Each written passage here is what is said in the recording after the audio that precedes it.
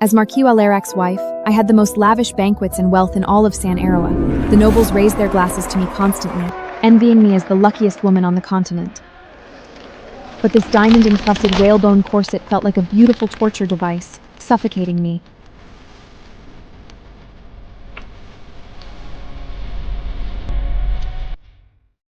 Oh, my beautiful wife, my entire fortune shines just for you. But only I knew the suffocating control hidden behind this gilded cage. And right there, in the dark corners of the hall, a pair of eyes full of jealousy and madness was glaring at me. It was my stepsister, Serafina.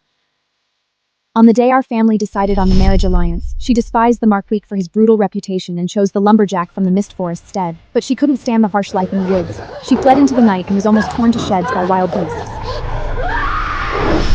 Now, seeing me draped in gold, jealousy has completely blinded her.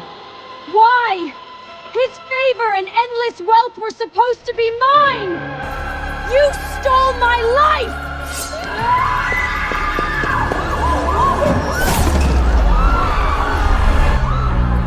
In my despair, my blood splattered onto the shattered magic mirror. At the exact same moment, Serafina's blood stained it too. A blinding magical light consumed us both. When we opened our eyes again, time was reversed. When I opened my eyes, the blinding sunlight stung them. I hadn't died in the banquet hall. I was standing right in our family's main hall. It's mine! The Marquis's favor, his wealth, they're all mine! I am the only one who can be the Marchioness!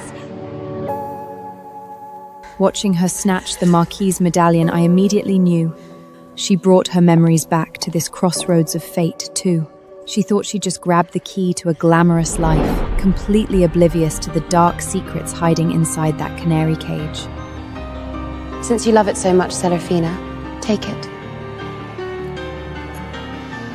Serafina thought she had snatched the key to happiness, but little did she know, she was opening the gates of hell with her own hands.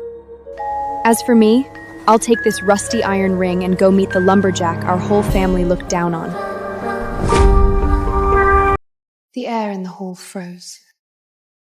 My father, the Baron, frowned at me. In his eyes, there was nothing but family interests. Our grandfather once made an unbreakable blood oath with the ranger of the Mist Forest. Our family must offer a daughter to marry his son, a lowly lumberjack.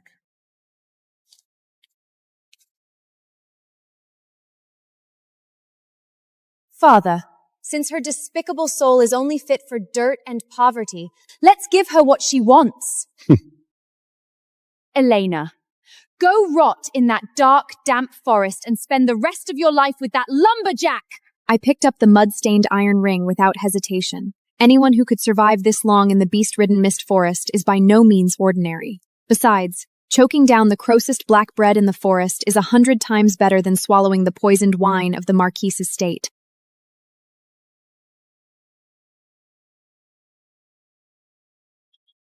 Remember your words today, Serafina. I hope the Marquis's jewels can fill your greedy soul. To keep me from embarrassing the family at the castle, my father kicked me out that very day. Standing in the square with nothing but a battered wigger suitcase, I saw my husband for this lifetime for the very first time, Aliston. He stood there like the most aloof frostwolf from the extreme northern Icelands, completely ignoring the disgusted looks from the passing noble servants. Hey, tree chopper, here's your bride. Now take her and get out of our sight. Your filthy feet are dirtying the castle grounds. It's not too late for you to back out. There's no fine velvet or dazzling jewels in the mist forest. Just biting winds and bloodthirsty beasts. I have no need for those false, frivolous things. All I want is a place where I can grow my flowers in peace.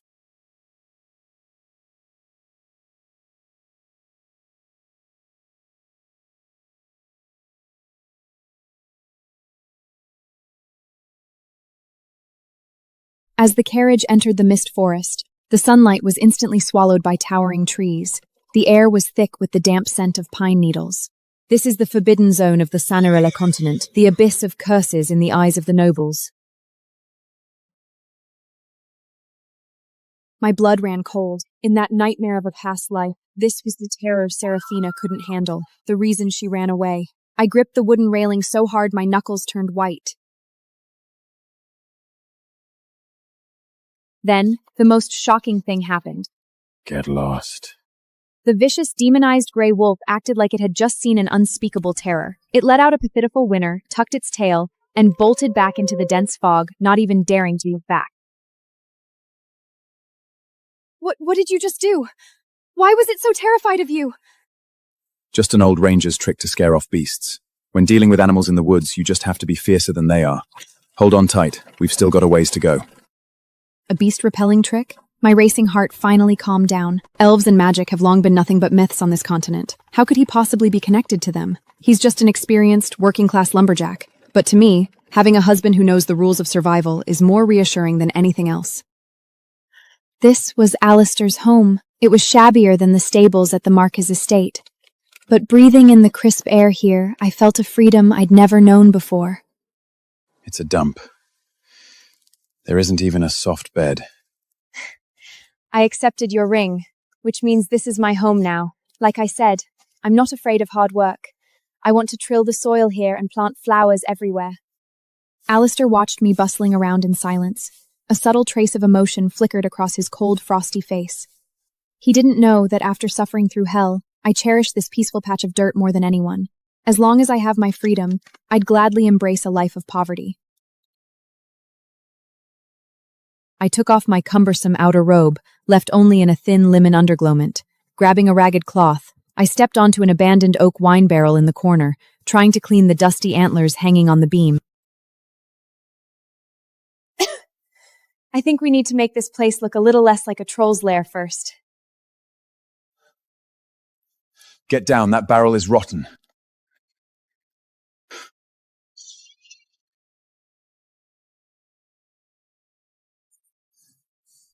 The moment I fell into his arms, I was hit by the strong scent of firwood on him.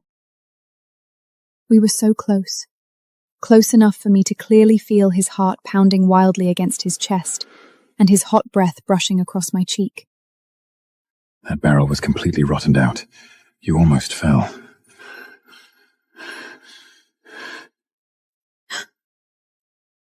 Thank you. I wasn't paying attention.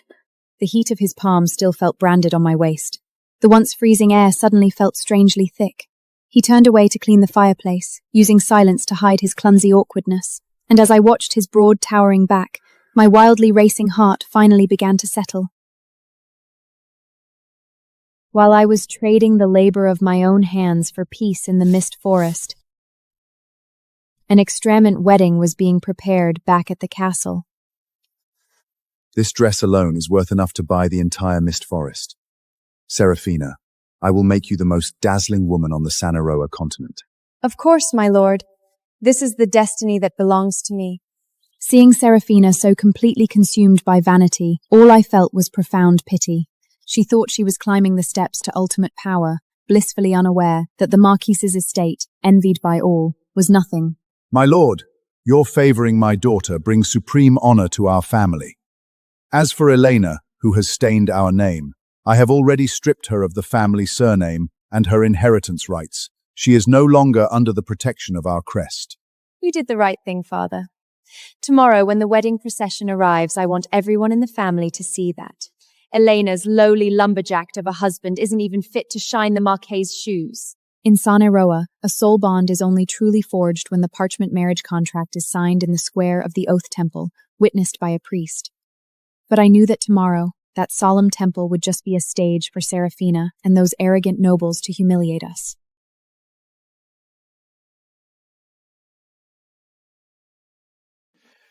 Tomorrow, we go to the Oath Temple. Alistair, the Marquis's wedding procession will be outrageously extravagant. Seraphina and my father will definitely use it to humiliate you. We don't need their so-called witness. Just being here with you is more than enough for me.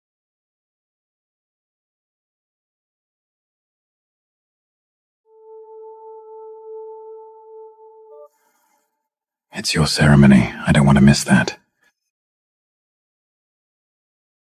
He placed the glowing fruits on the table. It was a plant I'd never seen before, radiating a magic that calmed the mind. My breathing slowed, and the tension in my shoulders melted away. Looking at his broad, mindless shoulders, I too felt that long he is with me, I could face entire world the mocking without an ounce of fear. In the square of the Oath Temple, the massive sacred fire braziers were blazing. In my nightmare of a past life, this was the beginning of my suffering. But in this life, it was Seraphina's carnival, where she thought she had reached the pinnacle of power. My God! Is this the grandeur of a marquise with boundless wealth? It's lavish! Even the horseshoes are solid silver. Look over there! Elena, the one kicked out of the family, her dirt poor husband actually showed up. The surrounding nobles glared at us with extreme contempt, like they were looking at a filthy rat that had wandered into a crystal palace. Seraphina, weighed down by that diamond-crusted dress, strutted arrogantly toward me on the marquis's arm. Good heavens, Elena! You reek of rotting wood on the sacred day we present our marriage scrolls to the gods. I'm going to faint from the stench. You bottom-feeding peasant from the Mist Forest. The crimson carpet of the temple's main altar isn't meant for people with mud on their boots. Wait until we've signed under the priest's witness, then you can crawl in and sign your cheap little contract. I don't want my souls get stained by you. The Marquise's clueless guests were too busy laughing to sense the danger. But somehow, the pure white steeds pulling the golden carriage went weak at the knees. They all collapsed to the ground in unison, nearly flipping the carriage over. Why are these blasted horses going mad? My lord, no matter how magnificent your carpet is, it can't mask the rot festering deep inside someone's soul. Alistair, let's go home.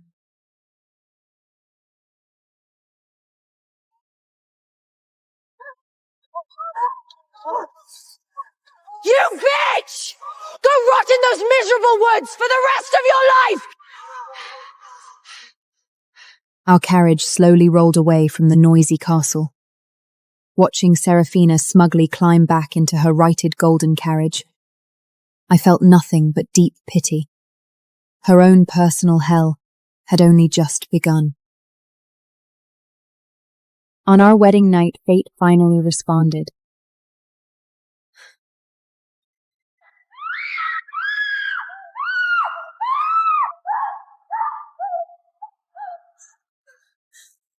My lord, what are you doing? I'm your bride! Bride, your family took my blood money. Now, every scream you let out and every drop of blood you shed will be used to entertain me. The Marquise was an absolute sadist. That's exactly why he had such a vile reputation. Seraphina was finally getting a taste of the excruciating pain I suffered in my past life. The price of that gold was endless torture. And meanwhile, I was sitting peacefully in a drafty cabin in the Mist Forest. Open it. There are no vaults in the Mist Forest. This ring wasn't adorned with any gemstones, but to me, it was more precious than all the jewels in the world. It's woven from a resilient vine only found in the deepest part of the Mist Forest. As long as you wear it, I will protect you forever. It's the only token of my vow I can give you. In those twisted memories, the Marquise imprisoned me with heavy gold chains, but in this life, this seemingly rugged lumberjack gave me his ultimate protection with the simplest of vines. I smiled and slipped the ring onto my finger. It was a perfect fit. Thank you, Alistair. This is the most precious gift I've ever received. The days in the Mist Forest were peaceful and fulfilling.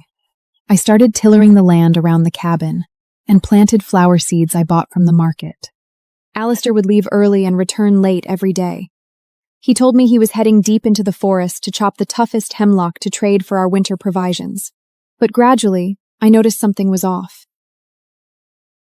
I ventured deeper and deeper, but from his direction, there was absolutely no sound of an axe hitting wood.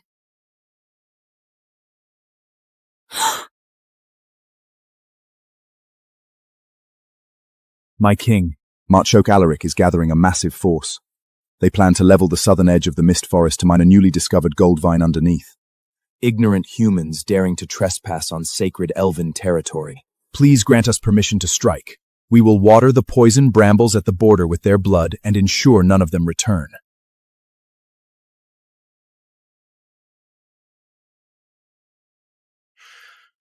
Who's there?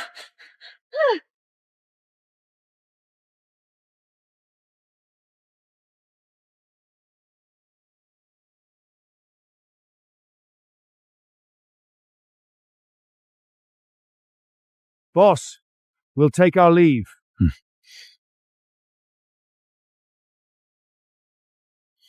The air in the forest seemed to freeze. Staring into his fathomless emerald eyes, I was so tense my breath caught in my throat. Elena, did you see all that? Aliston, that green light from your fingertips. And those two men.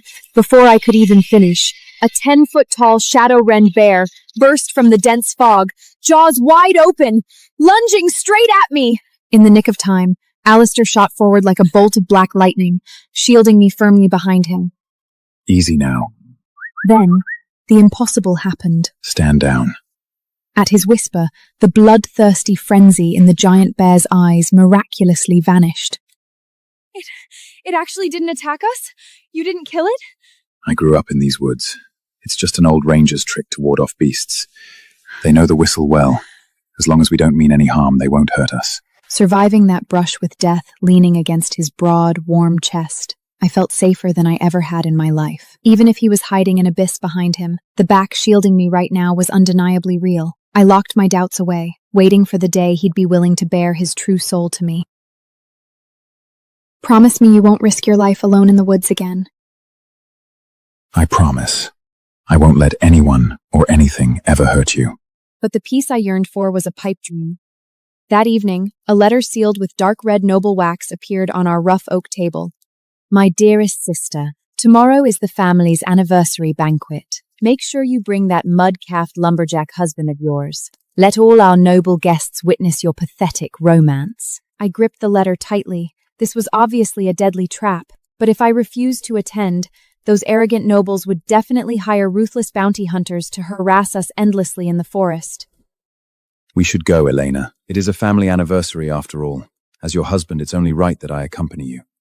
But Alistair, that castle is filled with nothing but prejudice and malice towards commoners. I'm afraid they'll...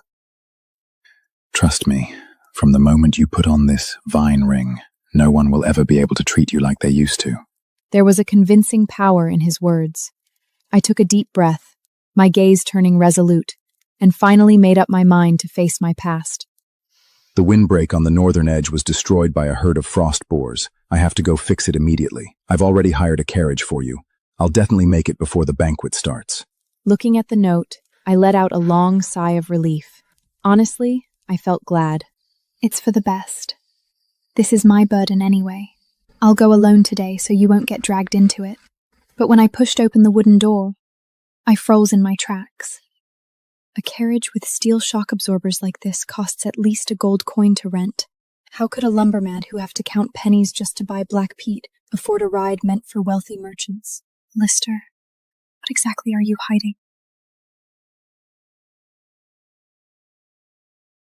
With a stomach full of doubts, I took the carriage alone back to that lavish yet suffocating family castle. The moment I stepped into the hall, all conversation stopped dead.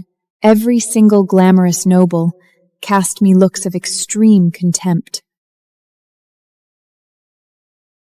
Elena? What are you doing here? Don't be angry, father. I sent her the invitation myself, out of pure pity for a beggar. What's the matter, my dear sister? Rumor has it you and your husband are inseparable. Why isn't he with you today? Did he realize his rags were too shabby and lose the nerve to even step foot in the castle? Did he just abandon you and run tail back to the woods? Serafina was laughing hysterically, but I could still see through her facade to the hellish life she endured at the Marquise's estate, betrayed by the dark purple bruises she tried to conceal with heavy powder along her neckline. Alistair has more important matters to attend to, unlike some people who wear priceless gowns yet still have to try so desperately to hide how miserable they truly are. Shut up! How dare a lowly commoner like you talk back to me? Cowardness is always carved into the bones of commoners. Elena, since your pathetic husband doesn't even have the courage to protect his wife, I won't be too harsh on you. Butler, take her to the servants' table in the kitchens. Let no one say I, as your brother-in-law, don't understand noble mercy. Looking at this immaculately dressed but twisted sadist, I mercilessly tore off their hypocritical masks in public. You should save your mercy for your wife, my lord. After all, having to buy powder thick enough to barely cover the layers of whip marks and bruises on her neck every day, that must be quite an expensive undertaking. You arrogant heretic! You have a death wish! Just as the infuriated Marquise was about to order the guards to drag me out, a loud, trembling announcement echoed from outside the castle. Reporting to the Baron, the legendary Court of Life merchant gang Has delivered an unimaginably precious gift. They said it's an ultimate blessing for the most esteemed lady tonight. With that announcement, the entire hall plunged into dead silence. The Court of Life is an ancient and extremely mysterious merchant guild on the continent of Sani Roa. They wield terrifying wealth capable of toppling empires, yet they haven't dealt with ordinary nobles in decades. Bards even sing that they are the remnants of the mythical elven kingdom. But to us humans, elves are nothing more than absurd fairy tales to trick children. Dead center in the mahogany chest was the emerald crown of the water of life, radiating a potent natural magic. Good heavens! This must be for me! The Marquise must have spent a fortune in secret to prepare this surprise for me.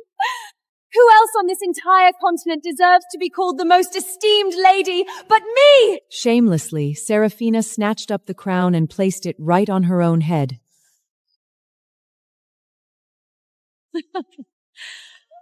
My wonderful daughter! To think you even caught the attention of the Court of Life! Our family is finally going to join the ranks of the top nobility! At that exact moment, I was stunned to notice that the bottom of the mahogany box was lined with moonlight blue wisteria, a flower found only in the deepest parts of the mist forest. Not only that, but the ancient vine runes carved into the base of the crown were absolutely identical to the pattern on the grass ring Alistair wove for me. Why would a crown belonging to the Court of Life bear the exact same runes as his? My heart was full of shock and confusion. But I was certain of one thing. A sacred relic like this was way beyond the reach of a money-grabbing man like the Marquise. By falsely claiming this monumental gift, Serafina was essentially placing her own head on the guillotine. Serafina, forcing something onto your head that doesn't belong to you is only going to invite disaster. Are you jealous, you bitch? You don't even have the right to look at this crown in your lifetime. Father, throw her out! To monopolize the gift that shocked the continent, and to trample me underfoot completely. My barren father launched the most vicious verbal attack against me. Elena, there's no need for you to ever attend another family banquet. You are an absolute disgrace to this family's name. Take your pathetic commoner manners and get out of my castle immediately. From this day forth, I officially strip you of your family surname. In front of all the nobles, he maliciously stripped me of my surname, reducing me to a rootless vagrant. But in their eyes, even that wasn't enough. Serafina was tortured endlessly at the Marquise estate and received no love from her husband whatsoever. When she saw the token Alarady had woven for me in my hand, a sick jealousy instantly twisted her sanity. Hold on. What's that circle of broken grass in your hand? A token from your dirt-poor husband? How dare a lowly commoner like you possess something like this? The more you cherish it, the more disgusted I get. Guards, rip that trash off her! My endurance didn't make these people stop. It only made them worse. She just couldn't stand seeing me have anything good and wanted to destroy my only solace. This is a vow token from my husband. It belongs to me, and no one is taking it from me. Why waste breath on this ignorant wretch? Just snatch it from her.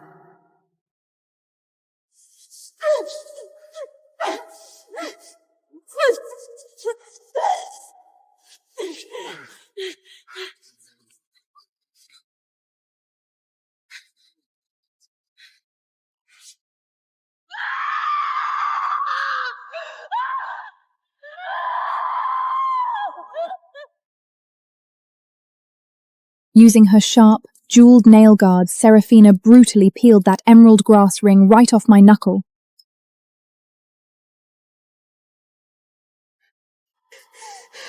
Give it back!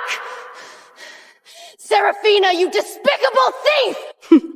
The surrounding nobles let out waves of mucking sneers, as if watching an entertaining farm.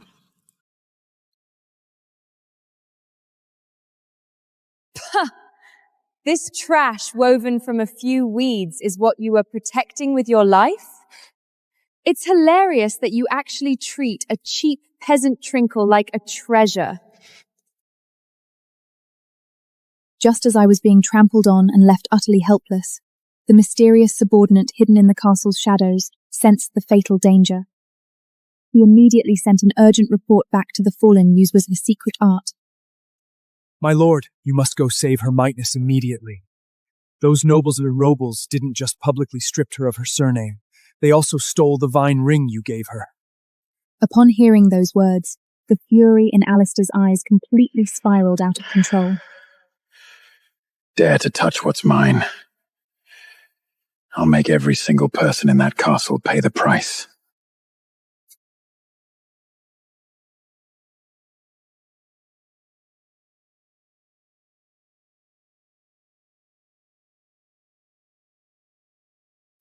Seeing me sprawled on the ground, desperately trying to snatch back the ring, a twisted excitement flashed in Seraphina's eyes.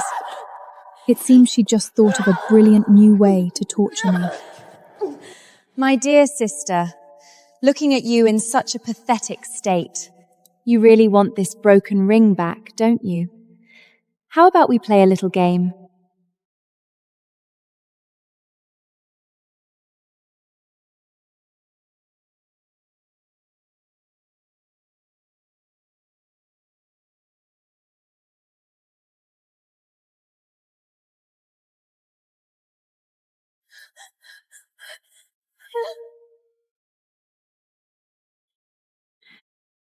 There, a fresh layer of magic crystal slad had been dumped out.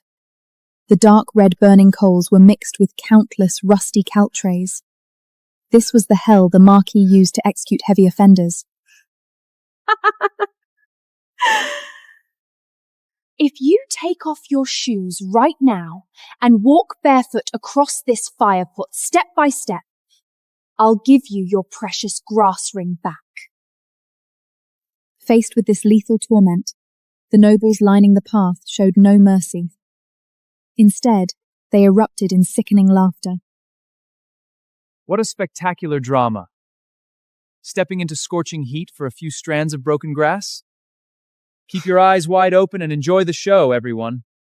This is the pathetic, laughable romance of the bottom-feeding commoners.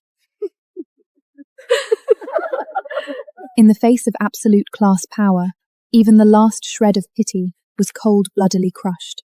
Every unwooer was just waiting for me to break down and beg for mercy on my knees. They didn't understand at all. That grass ring was the only shelter my husband gave me in the cold night. For him, even if I had to walk through the hellfire and abyss of purgatory, I would never back down.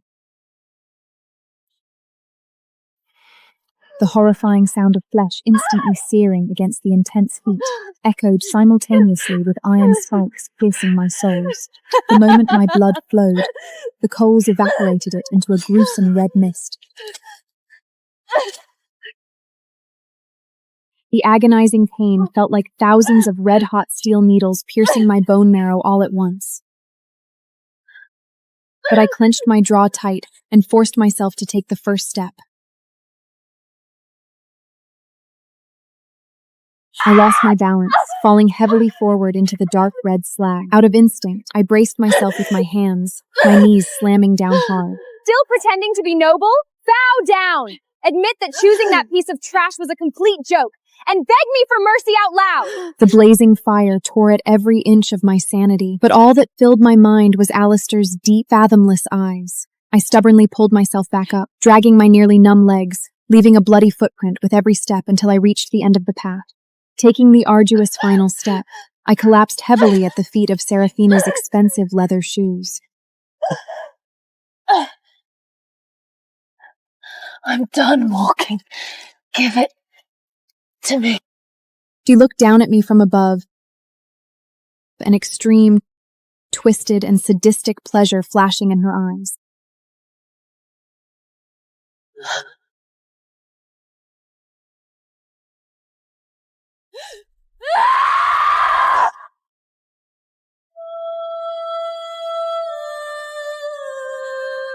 Oh my, I'm so sorry. My hand, it just slipped. Smiling, right in front of my face, she intentionally uncircled her fingers. In that moment, my heart was reduced to ashes right alongside that ring. The light in my eyes completely died, replaced by a glaring, blinding rage. Is this the pretty face your husband is so fond of? I'm going to destroy it. I'm going to make your penniless husband look at your hideous face and be disgusted for the rest of his life. Extreme humiliation and pain washed over me. Just in the life or death split second before that red-hot branding iron ruined my face.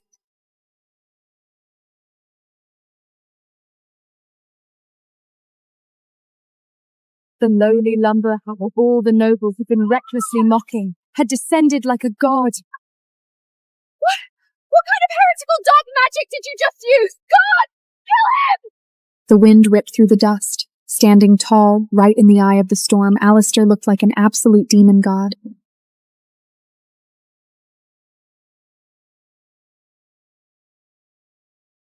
Just a terrifying aura that crushed everything in its path was enough to make all the high and mighty nobles go weak at the knees. I'm late. The entire castle instantly bow in submission. Who gave you the nerve?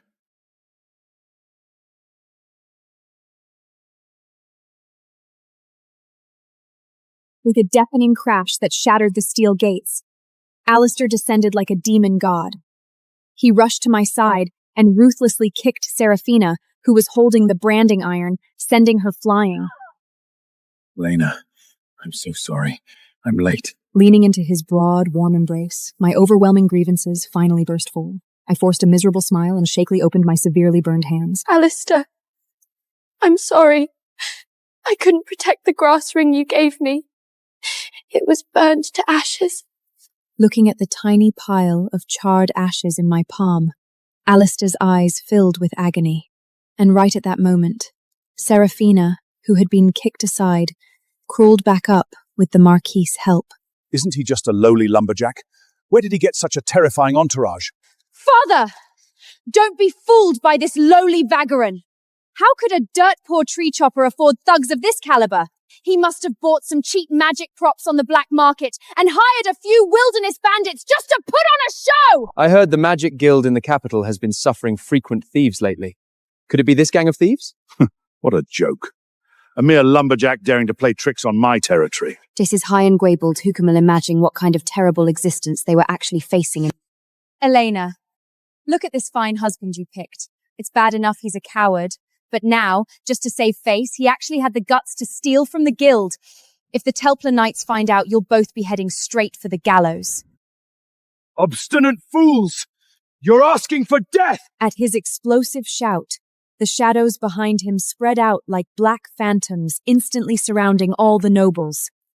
Seeing my mangled feet, horribly burnt by the alchemical coals, the emerald divine fire in Alistair's eyes completely exploded. Who did this? The terrifying pressure made the surrounding nobles too afraid to even breathe. Yet Seraphina obliviously took a step forward, courting death. So what if I did? I was just playing a game with her.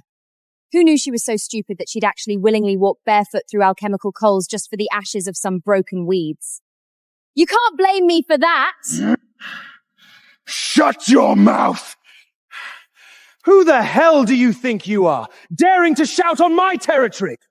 So what if I tortured her? It's her own fault for marrying a piece of trash like you. Compared to me, an esteemed marcheress, you two are just bugs in the mud. Even if I killed her today, she'd still have to get on her knees and thank me for it. Let's see how long you can keep up this act. Guards! Seize this reckless bandit and that bitch together! How dare you ants trample on what is mine? Take them down! The moment the words left his mouth, over a dozen shadows drew their chilling longswords, thrusting straight at Seraphina's throat, like bolts of black lightning. The sharp ring of drawn swords. These high and mighty nobles finally felt the terrifying grip of the Grim Reaper around their throats. How dare you! I am the March. My lord, save me! Get him, all of you! Whoever brings me this bandit's head gets 1,000 pure gold coins! But crushed by Aliston's terrifying magical pressure, the heavily armored guards trembled, not a single one daring to take a step forward. Marquis Alaric's family are the grand lords who control all the gold mines in the south. If you dare touch him, you're declaring war on the entire nobility! So what if he's a noble? Anyone who dares touch what's mine is a dead man. You lowly bandit! Drop this stupid bluff! Let me go before I get truly angry, and I might just spare your miserable life! Staring at my bloody, mangled feet, there was not a trace of warmth in Alistair's eyes. Since you love these alchemic coals so much, shove their faces in it. No! Don't!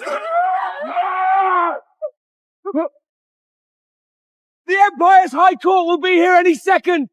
My brother is the High Inquisitor of the Empire! Scared now, aren't you? My brother is the High Inquisitor, who represents the very law of the Empire! I'd love to see who in the human High Court dares to indulge a piece of trash like you. Proceed. In the nick of time, a massive squad of heavily armored Templar knights flooded into the courtyard. Brother, save me! Are you the reckless thug who dares to touch my brother on Imperial soil?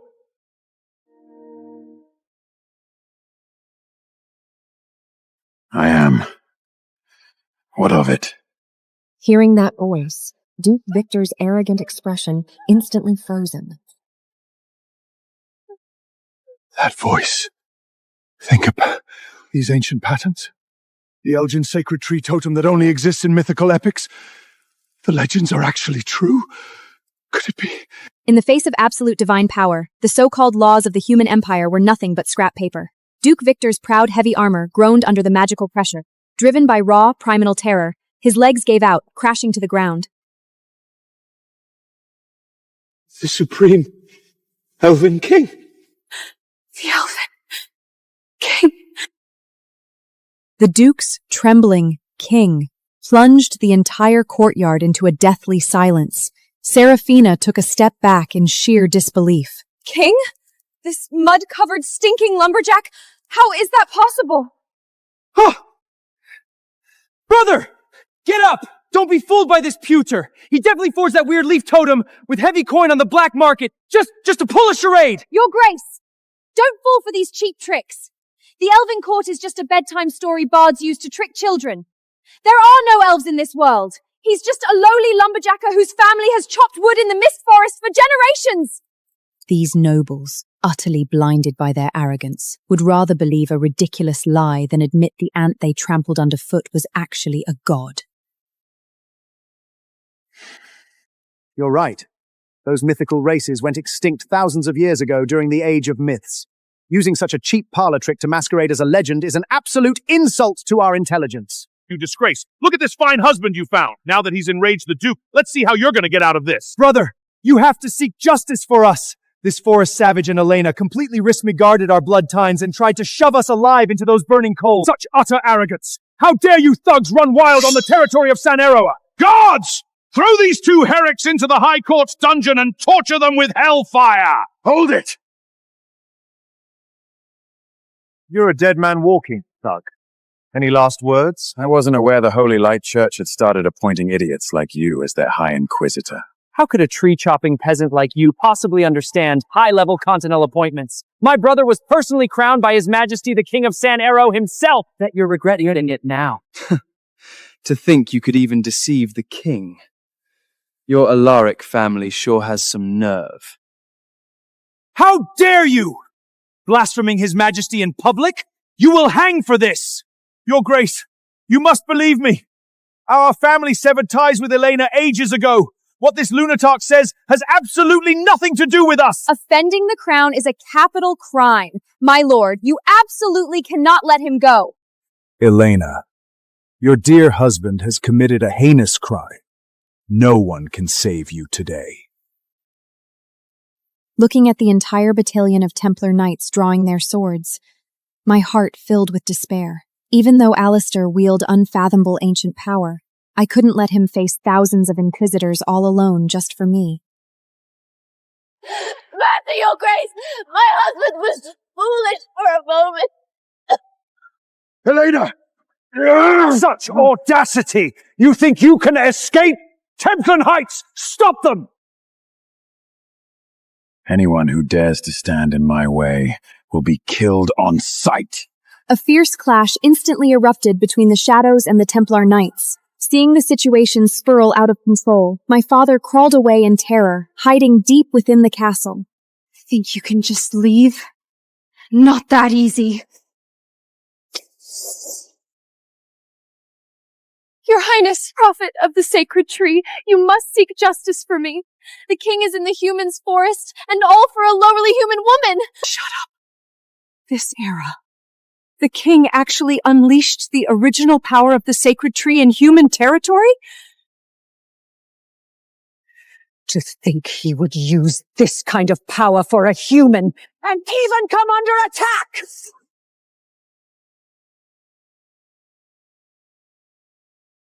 Alistair channeled all his strength into protecting my damaged heart meridian, leaving him no time to deal with the blade sneaking up behind him. Seraphina, how can your heart be so venomous? He has no grudge against you, yet you'd strike such a vicious blow! This lowly piece of trash dared to have someone try to ruin my face? How could I possibly let you leave so easily? I looked back at the courtyard in horror. The shadows were pinned down by endless waves of heavy knights using holy light formations. They couldn't break away to help.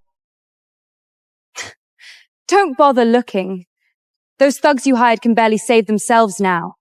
They have no time to rescue you. You court death.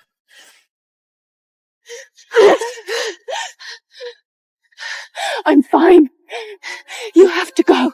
Go? You really think he can walk away today? Why won't you just let me go? I must say, my dear sister, you really are lucky. Even marrying a bottom-feeling pumpet, you still managed to get this kind of reckless, desperate devotion. Too bad. The more it's like this, the less I'll let you have your way! The grudge between the two of us shouldn't drag innocent people down. You can torture me however you want, but I beg you, let him go. Helena, you don't need to beg this kind of trash for my sake. No! I won't let you die here because of me! How touching. Right at death's door and you still have the free time to put on this sickening display of undying love. Since your bond is so deep, I might as well send you both to hell together. Hurry up and kill them! Go to hell! Watching the cold blade swing down at us, I closed my eyes in despair. Alistair didn't dodge. He spun around and pulled me tight into his embrace, ready to take the fatal blow with his own back. Suddenly, the sky above the castle was ripped open like a shattered mirror by a terrifying, overwhelming force. Right after, a woman's furious roar, filled with supreme majesty, echoing as if from an epic scroll, exploded across the heavens and the earth. The prophet of the sacred tree has descended. Who dares to harm the Elven King? With her furious roar, the absolute bloodline suppression of an ancient, higher race instantly rippled outward, blanking the sky across the entire continent of San Era. How is this possible? The ancient elves we treated as fairy tales actually exist? We pay our respects to your highness, the prophet of the sacred tree! He actually is the legendary Elven King? Seeing the deep, bone-exposing sword wound on Aliston's shoulder, the prophet went deathly pale, entirely losing her divine composure. Priest of life! Summon the high priest of life immediately! My king, I was late protecting you. I deserve it. Shut up! The extreme pain and weakness finally broke me. My vision went black, and I completely passed out in Alistair's arms. Shadowblades, hear my command. Open the spatial portal immediately and take Elena to the Spring of Life for healing. If she sheds a single drop of blood, I will have all of your souls tortured in the abyss for eternity. Yes, my king. Seeing me taken to safety, Alistair finally pushed away the prophet's supporting hands and slowly stood up. Those eyes, blazing with emerald divine fire, coldly swept over Duke Victor and Marsis Alaric on the ground. My king. Impossible. How could that stinking lumberjack from those miserable woods be the supreme Elven king, having a second chance at life, and I actually chose wrong again? Mercy! Have mercy, Elven King! Forgive us, my king! It was us humans who were blinded, leading us to blaspheme you! Reporting to the king, everyone from the Baron's estate has been apprehended. What did you just call him? Father! He is the Elven king! He's not a Bavagan, he's a living god from the legends! Spare my life, my king! This lowly human begs for your forgiveness. It was my filthy soul that offended a true god. Please have mercy! When you trampled Elena underfoot in your castle and bullied her relentlessly, did you ever think this day would come? In the name of the Elven King, I cast my judgment. The Baron and all family members involved in the abuse will be purified on the spot by the fires of nature. Let their sins be reduced entirely to ashes. No! Please, no! Victor, as the human High Inquisitor, you have not only forsaken justice, but also become a pawn of tyranny. From this moment on, along with Marcu Alaric, you will be sent to the guillotine of divine judgment. What? Your Highness, Prophet of the Sacred Tree, we humans are ignorant and foolish, mistaking true gods for mere legends. That's why we committed such a blasphemous crime. We were entirely bewitched by the Baron's family. Please forgive our ignorance. If you just spare our lives, we are willing to use our status as great Rimmen nobles to cover up everything that happened here today. Yes, yes, yes! Have mercy, Prophet of the Sacred Tree! We will offer you our absolute loyalty! High Elves, hear my command. Activate the Domain of Oblivion immediately. The secrets of the race must never remain in the minds of these ordinary mortal. My king, the eyes and ears of the Holy Light Church blanket this continent like a shadow. If you execute a human duke and Marquis on the spate today, that greedy pope will be like a vulture smelling blood. He will stop at nothing to launch a heresy trial, and may even use as an excuse to wage all-out war between our two races. Prophet of the Sacred Tree, are you saying we should let them go? Although these chief culprits are fools, they still have some use. Since they've already seen your true face, they naturally cannot remain in the human world. It's better to take them all back to the thorn dungeon of the court. Let them slowly atone for the rest of their lives in endless torment. The lives of these wretches! Do with them as you see fit! Watching Alistair leave, Seraphina slumped in the mud. After the initial wave of extreme terror, a much more insane, venomous glint crept quietly back into her eyes. I don't know how long I slept in that darkness. When I finally opened my eyes again, the pungent smell of blood was gone, replaced by the faint scent of soothing herbs and a breathtakingly beautiful view. My God, where on earth is this? Seeing my gaze filled with doubt and shock, he fell silent for a moment. To prevent me, a fragile human, from getting dragged into the political strife of the Elven court too early, he chose to soothe my battered heart with a half-truth. You want to make a short-lived, lowly human commoner the queen of the Elven court? I absolutely forbid it. I have already made a soul vow with her. Grandmother, whether you agree or not, I will overcome every obstacle and place the Elven Queen's crown upon her head. You've gone completely mad! Enough. Since you are so obstinate, I will find an opportunity to test this human myself. If she can pass the trial of nature I set, I will no longer stand in the way of her crowning. It's a deal. But until then, you must never reveal your true identity as the Elfin King to her. Otherwise, I have plenty of magic to wipe her memory and banish her from the court forever. Lena, I told you my family has been the rangers of the Mist Forest for generations. He told me that to reward his family's generational loyalty, the supreme elven court not only granted them fragments of ancient forest magic, but also commanded them to guard the borders of the human realm.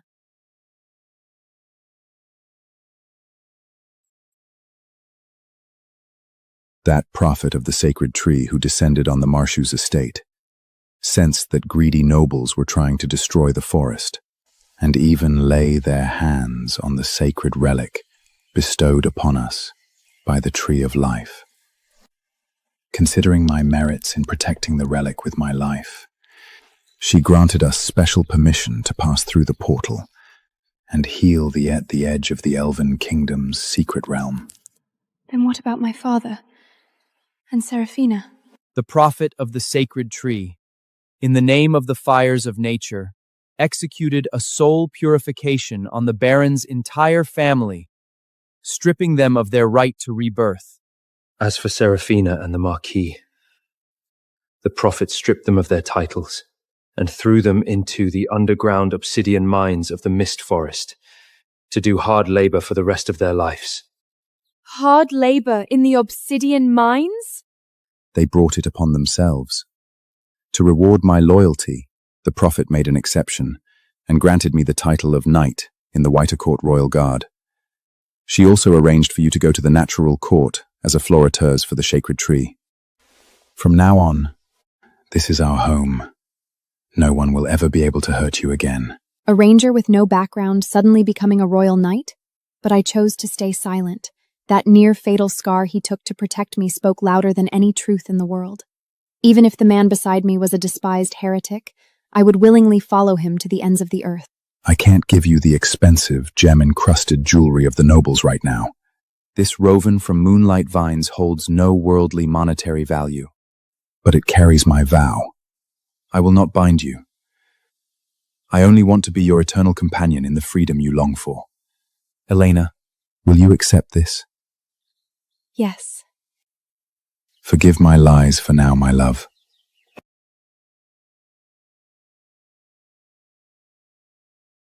After my injuries healed a bit, Alistair asked his friend in the royal court, Captain Felix of the Royal Guard, to take us to report to the natural court. Just up ahead is the natural court.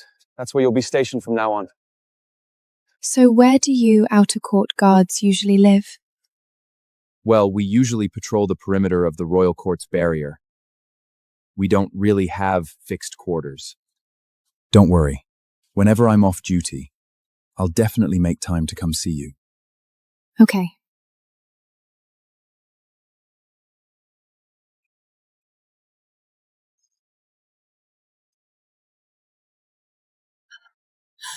Interrupted by Aliston's cough, Lady Evelyn flushed bright red, looking helplessly at Captain Felix beside us.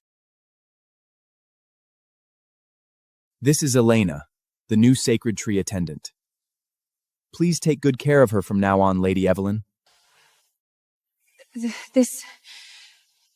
Rest assured, I will definitely take very good care of Elena. Her etiquette is a bit much, don't you think? I'm just here to be a floral attendant, but she acts like she's hosting high nobility.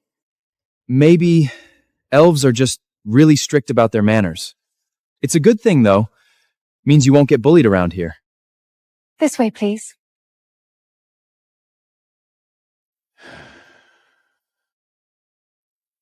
But clearly, I underestimated how much pureblood elves despise human commoners.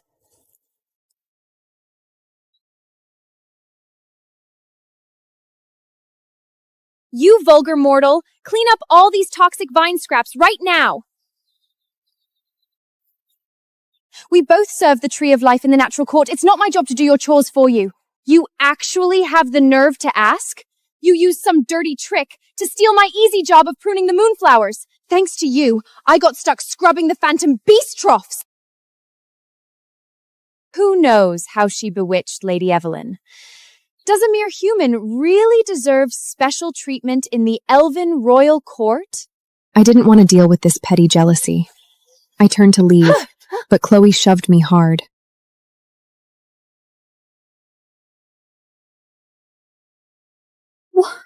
What is this? That was the vow ring Alistair gave me. I kept it with me at all times. The sacred tree totem? This is a divine crest meant only for the direct royal bloodline. Tell me, where did you steal this?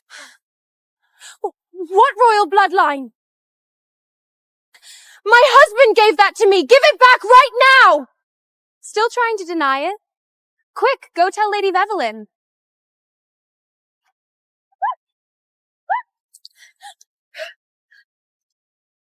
Gods! Pin this human thief down! Stop it, all of you! All the sacred tree attendants instantly fell silent and respectfully stepped aside. Lady Evelyn walked over, accompanying an incredibly imposing elderly elf in a coarse grey robe.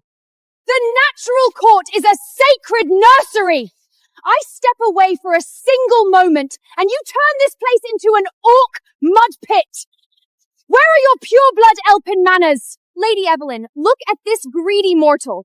She didn't just steal a royal sacred tree ring, but when I caught her red-handed, she tried to splash toxic vine water on my face. Lady Evelyn followed her pointing finger, her eyes widening in pure shock. My lady, it's not what they're saying. Enough! The old elf didn't raise her voice, but it carried an oppressing weight that made resistance impossible. Hand over the ring. Under the gloating stares of the Elgin attendants, I had no choice but to slowly open my hand, forced by her sheer authority.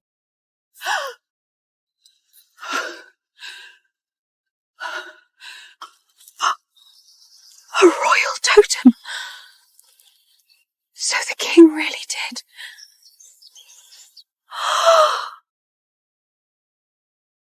Watching that old woman grip my vine ring, the crushing magic forced me to drop to my knees on the freezing grass. Please believe me, my lady. I honestly know nothing about a royal totem. It's just a protective charm my husband wove for me. My lady, do not fall for this lowly human's sweet talk. Stealing a sacred relic of the royal court is sheer blasphemy against the gods. According to the Elven Codex, any human who steals a royal relic should have their hands chopped off and be banished to the swamp of death forever. I didn't steal anything. The most important person in my life gave it to me. This? I will uncover the truth of this matter myself.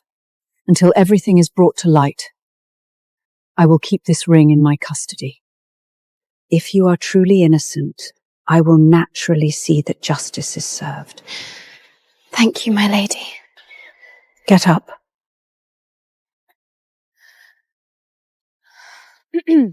This is the newly appointed High Court Lady, Lady Martha. She will be taking full charge of the natural court from now on. You'd all better drop your petty tricks. If anyone dares break the rules, I will not let you off lightly. Yes, Lady Martha. As for you, you haven't cleared your suspicion of theft and assaulting your peers. Go scrub all 100 phantom beast feeding cloths in the backyard. You are not to return to your quarters until you're finished. Yes, my lady. The prophet of the sacred tree turned and left, with Lady Evelyn hurrying after her. And here I thought a human like you actually had some tricks up your sleeve. Turns out you're still just a filthy peasant scrubbing beast troughs. Let's see if she still dares to act tough in front of us noble elves after this.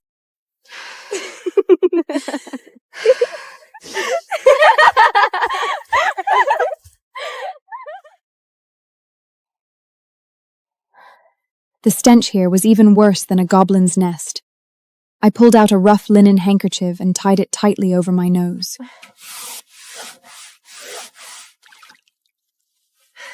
There, much better. Compared to the backstabbing in the Marquise estate, even scrubbing stone troughs is fine. As long as I can survive by my own two hands, I will never give up. While I was gritting my teeth in a filthy pin, for the sake of my dignity, the man who promised to protect me was rushing anxiously through the court's marble corridors. Your Majesty, Her Holiness Elphira. came to the temple looking for you again today. Should we— I'm not seeing her. Tell her to go right back where she came from. And you! I'm going to see Elena! You're the captain of the guard. Following me around like this. Are you trying to blow my cover right on the spot? My apologies. I'll take my leave right away. Felix quickly vanished into the shadows. Alistair didn't hesitate for a second, turning and rushing toward my beast pen like a gust of wind. Just as I hauled the last heavy stone trough back into place, a pair of strong, warm hands caught me from behind. It was Alistair. How could that High Court lady make you do this kind of grunt work? I'm going to go have a word with her. Sensing the dangerous magic radiating from him, I quickly grabbed his arm. I couldn't let him break the court's strict class rules just for me. It's just cleaning the stalls. I've done much worse in the Baron's territory. Don't disturb Lady Martha. But one question kept spinning in my mind, the one about me being framed for stealing a relic. Alistair, what is the truth about that ring you made me? Why do all the pure-blood elves say it's a sacred totem only meant for the direct royal bloodline? My ancestors fought bravely against the Beast demons. To honor the forest wardens, the last elfin king grit his family this honorary crest with the royal glow. It sounded perfectly reasonable. I bought it completely. That makes sense. No wonder they treat it like an untouchable royal relic. I actually thought you were lying to me. Who is abandoning their post? Lady Martha's chilling voice suddenly rang out. Panicking, I shoved him deep into the shadows of the courtyard. It's Lady Martha! Go quickly! I'm on guard duty in the outer court tomorrow. I'll definitely find time to see you.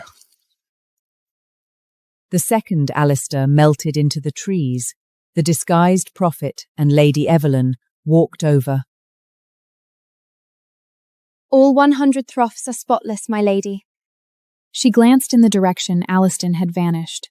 She didn't call me out, but the look she gave me was ice cold.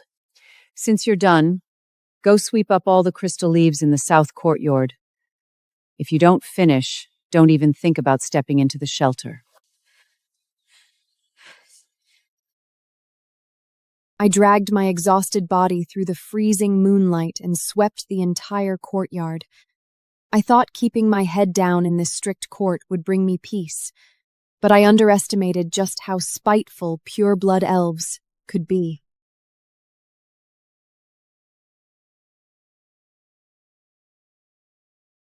They didn't just strip me of the only things keeping me warm. They even used Lady Martha's name to push me to the brink. Lady Martha's orders. You're to collect freezing dew in the howling wind outside tonight.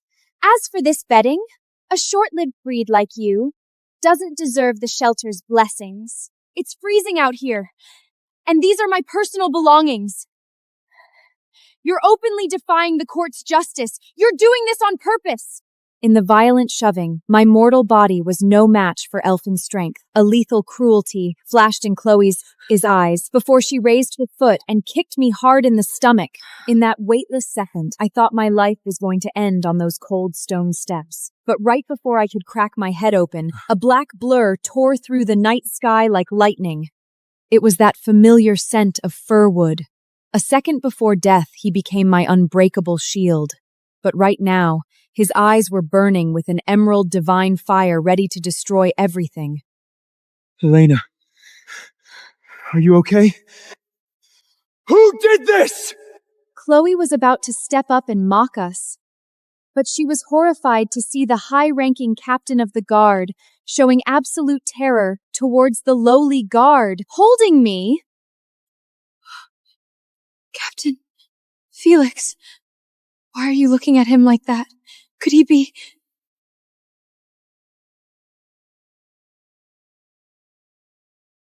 You all court death.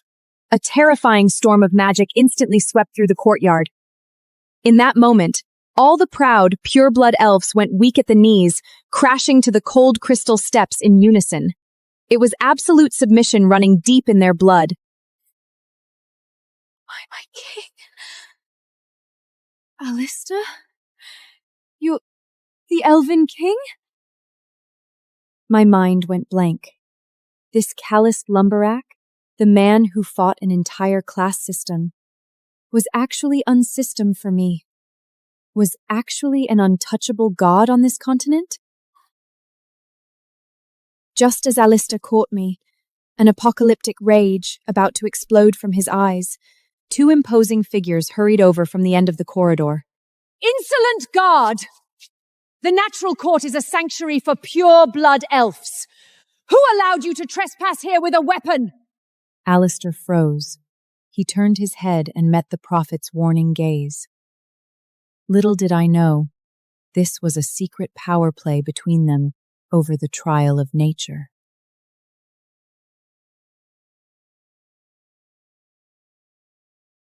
I meant no offense, Lady Martha. I was on patrol and saw someone falling from the steps. My instincts just kicked in to help. He's just a normal outer court guard. Why did Captain Felix look so terrified of him just now? Captain Felix? What is going on here? Felix was sweating bullets. He glanced at Alistair nailing on the ground, thought fast, and quickly came up with an excuse. You there, rookie! You cannot enter the natural court without an order. Have you completely forgotten the ironclad rules of the court? That was my mistake, sir. Snapping out of my daze from the fall, I ignored the pain in my body and quickly knelt before Lady Martha to beg for him. Please forgive him, Lady Martha. This is all my fault. I shouldn't have argued with Chloe and implicated this guard. Now that you know the rules, get back to your post immediately.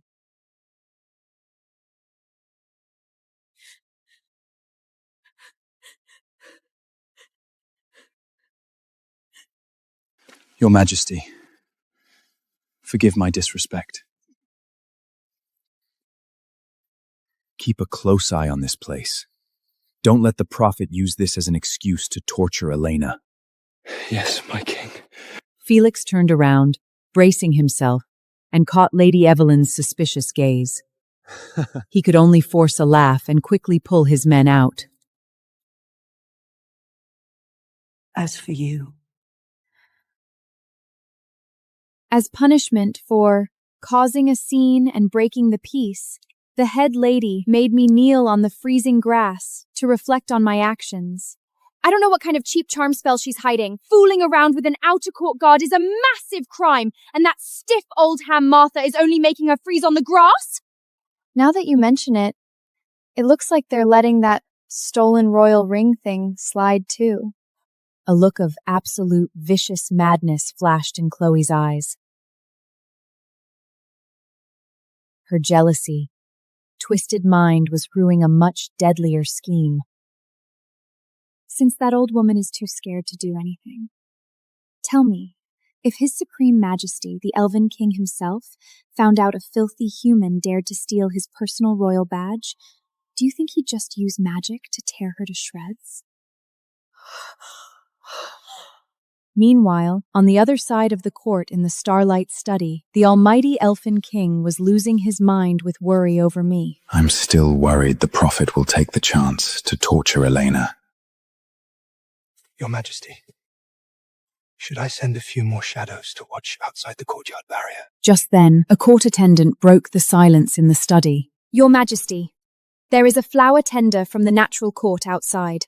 She claims to have urgent information regarding a royal relic and begs for an audience. Chloe thought she had the ultimate leverage to destroy me. Completely unaware, she was stepping right into the Grim Reaper's trap. What awaited her wasn't an audience with the Elven King at all, but a pair of sinister hands lurking in the shadows. Chloe thought this was her chance to meet the king. She had no idea she wasn't waiting for a royal summons. She was being dragged into a far more vicious conspiracy by Holy Maidess Elina's secret knights. Alistair's fury saved me for a moment, but the very next morning, a blood-curdling scream from the manager's room broke the peace. I rushed in, only to see Lady Martha's usually commanding face covered in horrifying dark purple magic blotches. Turns out, Sylvia tried to suck up to her by using a cheap beauty elixir from the black market. The shady potion triggered a terrifying magic backlash. Foolish elf! Guards! Strip her of her magic and banish her to the death swamp. No, please, have mercy! 2 burly elven guards stepped up to drag her away. Seeing the total despair in her eyes, I couldn't just stand by. I decided to gamble on the herbaladry I learned in the Mist Forest. Lady Martha, please let me try. The elves around me gasped. To them, a magicless human didn't even have the right to touch an elf. You're a human with 0 magic. What could you possibly do?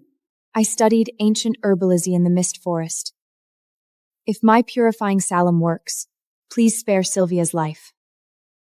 Sylvia looked up in shock, staring at the human she used to bully in total disbelief, and the strict Lady Martha just stared into my eyes, silent for a moment. Fine. If you cure me, she's forgiven.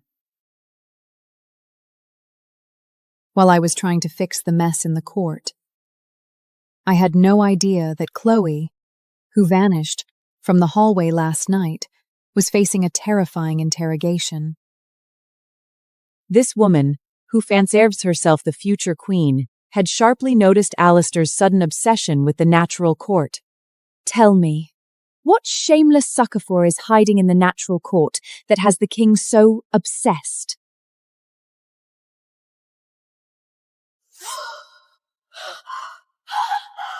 It's not me! I wouldn't dare! Wait, I know!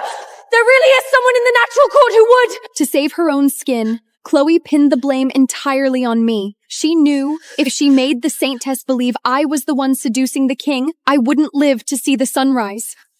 A filthy, short-ear human dares to plot against me in my own territory? Move! Take me to the natural court.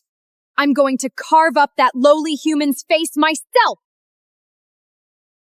I carefully applied the mashed green herbal paste onto the prophet's spotty face.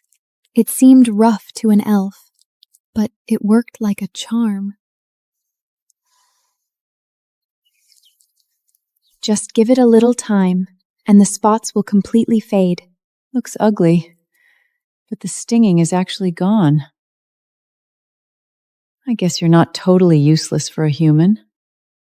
Thank you, my lady. This unexpected rescue didn't just change the strict old lady's mind about me, it also brought me an apology I never saw coming. Thank you for today. If it wasn't for you, I'd be dead in the swamp right now.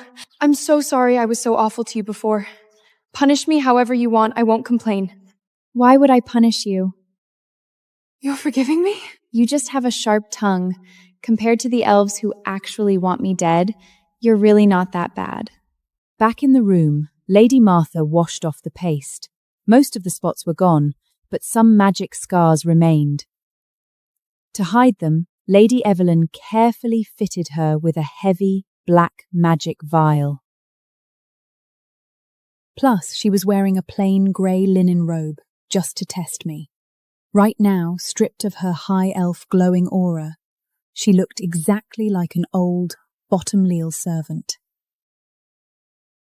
But just when I thought I could finally catch my breath, a deadly trap woven purely from jealousy was right at my doorstep. Chloe, who had been missing all night, was hiding behind the knights, and her vicious finger was pointing straight at me.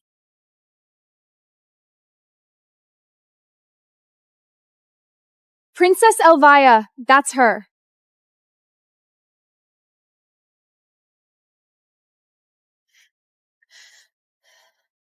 So you're the filthy commoner bewitching the king with cheap charm spells? I tried to step back, but Elvina grabbed my jaw in a vice grip. Her sharp nails practically pierced my skin. Possessing the beguiling face of a succour, no wonder you're rotten to the core. Who are you? It's one thing for the king to be deceived by a human in the Mist Forest. But since when do you lowly, short-lived pests dare to covet the elven throne? Seeing the pure malice in Elvira's eyes, Sylvia rushed forward, shoving Elvira's hand away and shielding me behind her. Elena hasn't used any charm spells at all. Sylvia, are you out of your mind? Did you forget how she treated you before? She never provoked us from the very beginning. You're the one who's been spinning lies this whole time. Elvira was absolutely listless that a low-level maid dared to fight back. Sylvia!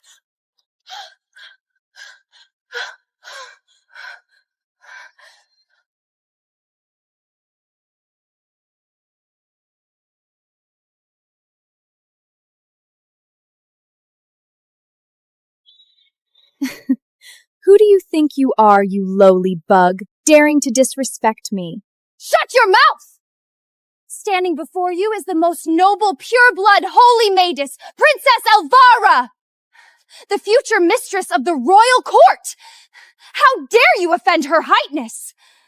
Hearing her title, I knew exactly how deep of a mess I was in, but I couldn't let Sylvia suffer because of me. Princess Elvia, I don't know what Chloe told you, but I'm just a servant tending to the flowers.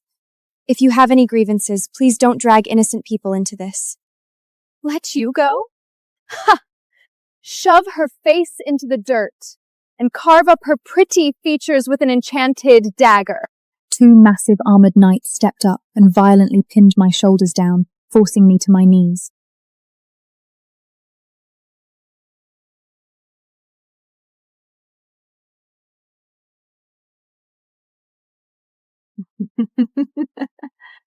Stop this at once! The prophet's robe was woven with high-tier cloaking spells, totally masking her sacred bloodline. Elvira didn't sense a thing. Seeing this, Chloe panicked and quickly threw the dagger into the bushes. The natural court is a sacred sanctuary for pure-blood elves to meditate. Since when is it your place to bring Templar knights here and exact vigilante justice? A lowly old hedge without a single trace of magic dares to stand in my way? You... How dare you speak to Lady Martha like... Princess Elvira, the royal court has its own laws. Punishing a sacred tree gardener privately surely violates the justice of the natural court. Justice? My pure blood is of the utmost nobility, and the entire royal court will be mine to rule sooner or late. Why should I care about natural laws when squashing a human bug? Absurd! Do you even know who stands before you? Aren't you just some low-ranking old servant? If I don't teach you a lesson, you'll actually start thinking you own this court. Pin this wretched old ham down too.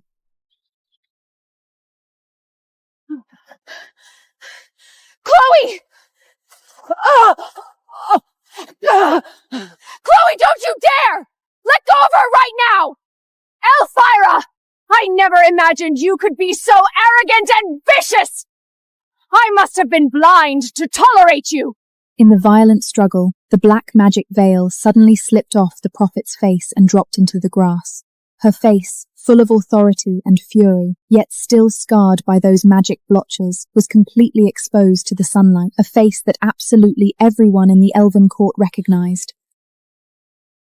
When the black veil slipped off and that purple-blotted face hit the sunlight, Elvina was definitely shocked, but her deep-rooted, pure-blood arrogance made her refuse to believe what was right in front of her. An old monster disfigured by magic backsplash daring to strike the pose of the prophet of the sacred tree? You really have a death wish? Do you still have no reverence whatsoever? What did I do wrong? Blame your own dirty bloodline that leaves you groveling in the dirt doing the filthy work of tending plants. Daring to challenge a noble, pure-blood holy mason is just digging your own grave. You. Bring me my thorn whip of discipline.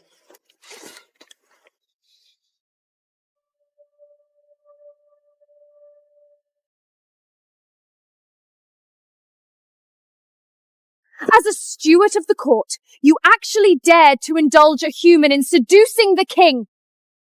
This is a grave blasphemy against the elfin royal court. An unforgivable sin! Elvina raised the whip, ready to strike. Realizing how bad this was, Sylvia used the distraction to slip into the moonwood bushes and ran for her life to get help.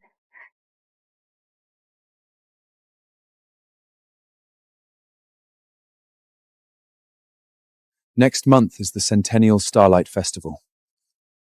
Lords from all over will be attending, so the barrier's security must be absolutely flawless.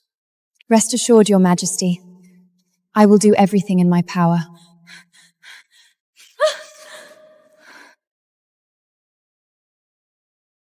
Insolence! Where did this reckless servant come from, daring to startle His Majesty? Do you know what crime you've committed? Your Majesty! Please, you have to save Elena. Princess Elvira is going to beat her and Director Martha to death with her thorn whip. What did you just say? Elena is in danger?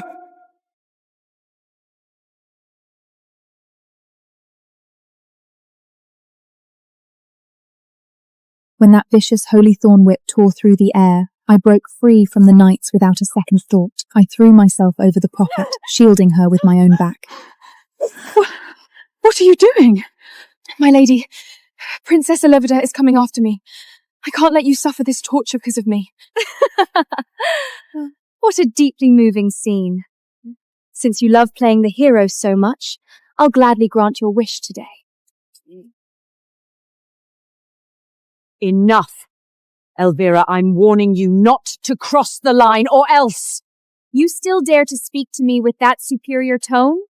You insolent peasant! Today I will wash away your arrogance with the thorns of holy light!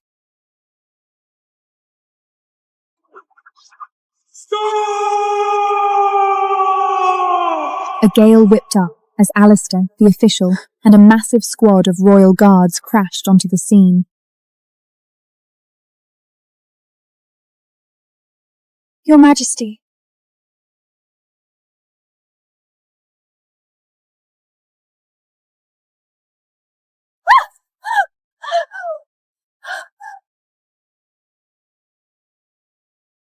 Elvira! Do you have any idea who you were just about to whip? We pay our respects to Her Highness, the Prophet of the Sacred Tree! The Prophet of the Sacred Tree? How is this possible? Elvina turned her head stiffly, staring wide-eyed at the old servant in the grey linen robe. The blood instantly drained from her face, leaving nothing but endless terror and despair. When the High Knights hit the ground in that thunderous kneel, the air just froze. The old lady I thought was just a regular manager. She's actually the highest power in the entire elven court, the Prophet of the Sacred Tree. Your Highnessness? No! This is impossible! Why would the noble prophet be wearing a lowy linen robe, doing manual labor in the dirt? Shut your mouth! You incredibly stupid woman! Even now you still dare to disrespect the prophet? The prophet stopped hiding her aura. A massive wave of holy magic exploded from her, and ancient gold runes lit up under her feet.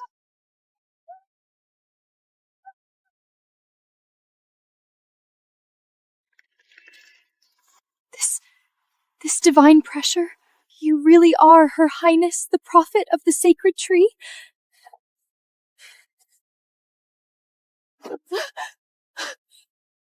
Ignorant fool!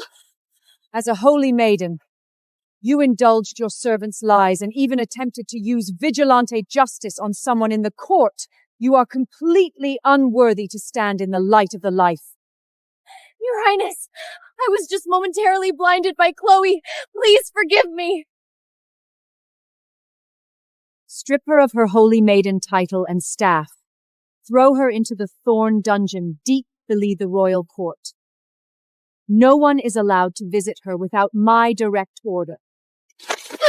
No! My father is the chief elder of the Privy Council! You can't do this to me! Let me go! Highness! As Elvina's screams faded down the hall, the prophet turned her fathomless eyes on me. I thought it was over. Little did I know, my real trial had just begun. That afternoon, Alistair was summoned alone to the starry library at the top of the court. It was a secret negotiation that would decide my fate.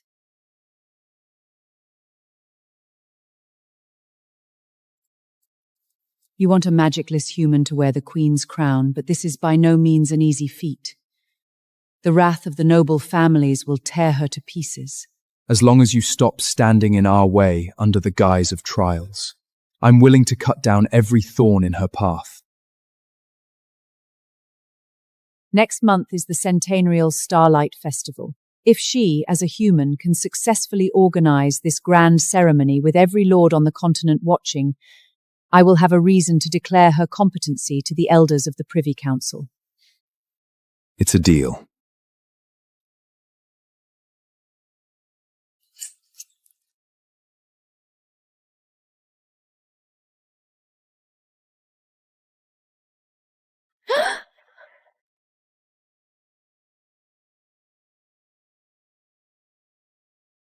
Me? You want me to be in charge of the Starlight Festival? But I know absolutely nothing about the ancient etiquette of the Elven royal court. Don't worry. Your intelligence far succeeds those arrogant nobles who only know how to show off their bloodlines. Besides, I'll be secretly helping you, backing you up every step of the way. Okay, I won't let you down. But while I was racking my brain over mountains of parchment for the festival, two vicious forces were quietly joining hands in the darkest depths of the Thorns dungeon.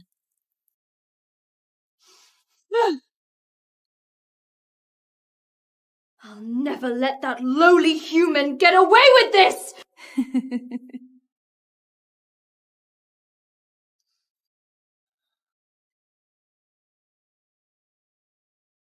My noble princess, it seems we share a common enemy.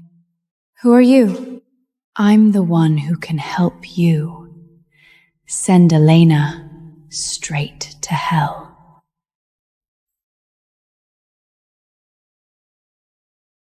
At first, Elvina scoffed at Seraphina, the disgraced noble who framed me. But in that pitch-black despair, a sudden disaster changed their fates forever. Help! Help! Magic surge! Retreat now! Help!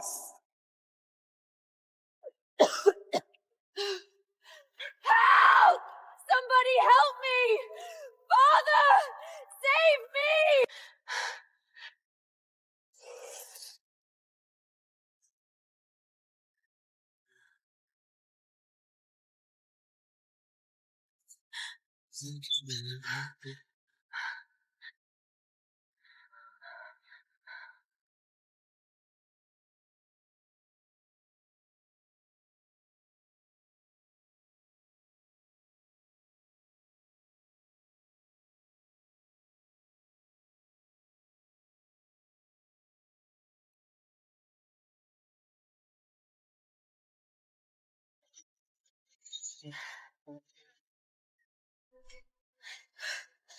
Follow me!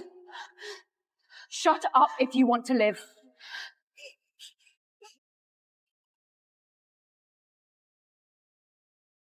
Seraphina dragged her half-conscious Elvata out of the collapsing inferno. Surviving that nightmare completely shattered Elvata's high and mouldy attitude.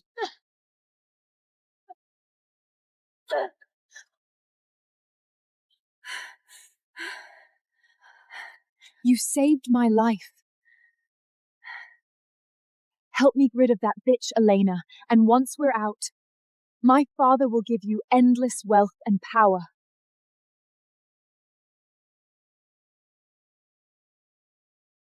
It's a deal, princess. That human who stole everything from me must die a miserable death. Two souls, consumed by jealousy and hate, struck a dirty deal in the ashes.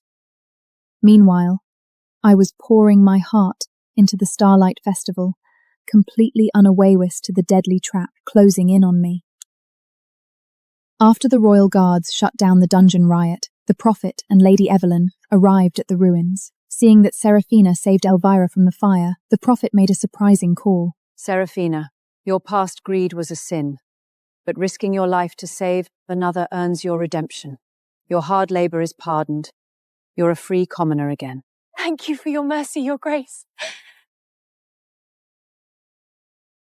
As for you, Elvira, the riot might have saved you from the dungeon, but your arrogance still needs to be broken. Your grace, I know I was wrong. After the Starlight Festival next month, you're being sent to the Northern Ice Plains. You will marry into the Frostwolf clan for a political alliance. No! Please! I won't go to that frozen wasteland! I'm supposed to be the Elven Queen! It's not up to you. An alliance in the North Ice prison is a death sentence for a pure-blood elf. After the prophet left, I looked at the now free Seraphina and felt a sudden chill down my spine. My dear sister, you ruined our family and made me suffer through hell.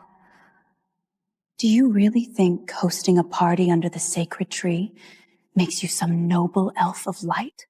If you don't repent and keep playing your dirty tricks, you're only going to destroy yourself. Destroy myself? We'll see about that. Enjoy the last festival of your life. Watching her walk away, I clenched my fists. The gears of a conspiracy had already started turning. Seraphina didn't stop at all. In an abandoned bell tower, she and Elvina met with a criminal who should have been rotting in the dungeon, Marquis Alaric. A crazy plot was brewing in that tower. If the Elder hadn't used Privy Council privileges to sneak me out, I'd be dead in those obsidian mines. That bitch, Elena, ruined everything. My father didn't pull you off death row to hear you whine. Next month's Starlight Festival will have lords from all over the continent. I need you as bait.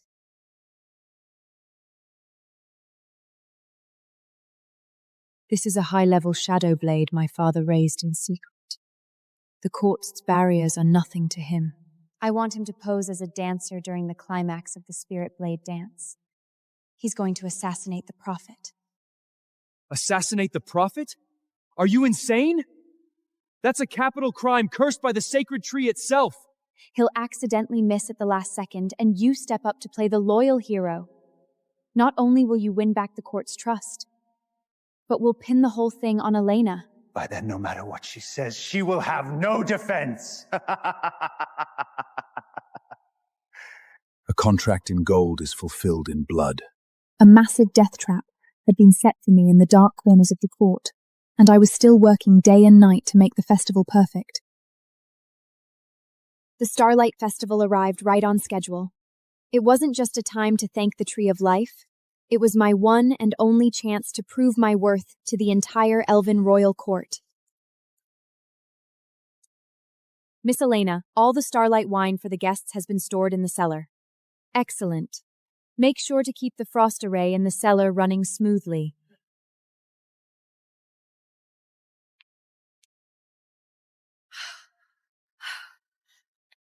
Elena, you're amazing!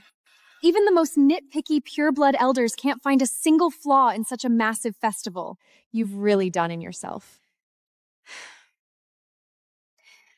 As long as tonight's festival finishes without a hitch, the trial the prophet gave me will be complete. You've been working so hard. Alistair, what are you doing here? Don't you have a shift change? These are Starlight candied fruits, fresh from the royal kitchen. I saw you rushing around all morning without eating a bite, so I brought them specifically for you. They're so sweet. Thank you. If it's just to protect your smile, all of this is worth it. Amidst the bustling noise all around us, we hid in the shadow of a stone pillar, savoring this brief moment of peace and tenderness. Little did we know, this sweet scene was already locked onto by an evil spirit lurking in the shadows.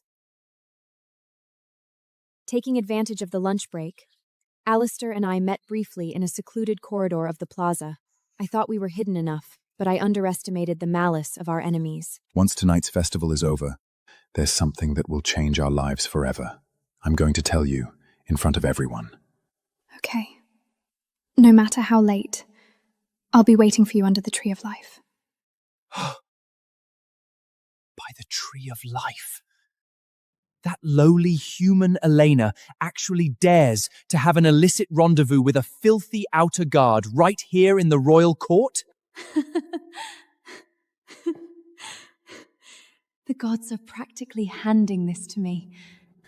The Elven Codex explicitly states that a private rendezvous between a court lady and an outer guard is a felony that defiles the sacred grounds. Did she really think organizing a little festival would secure her a high position? Let's go. The prophet of the sacred tree is patrolling the plaza right now. Let's report her immediately. Alistair had just left, and I was about to go back to double-check the final and banquet guest list. Suddenly, a set of malicious footsteps blocked my path. Well, well, my dear sister. You really can't go any without a man, can you? A leopard never changes its spats. You just got stripped of your family crest, and you're already throwing yourself at a bottom-feeding guard? This is the Elgin Royal Court, not a place for you to throw a tantrum. Get out of my way! Caught red-handed and still acting so arrogant? No one can save you today. Her Highness, the Prophet of the Sacred Tree, has arrived.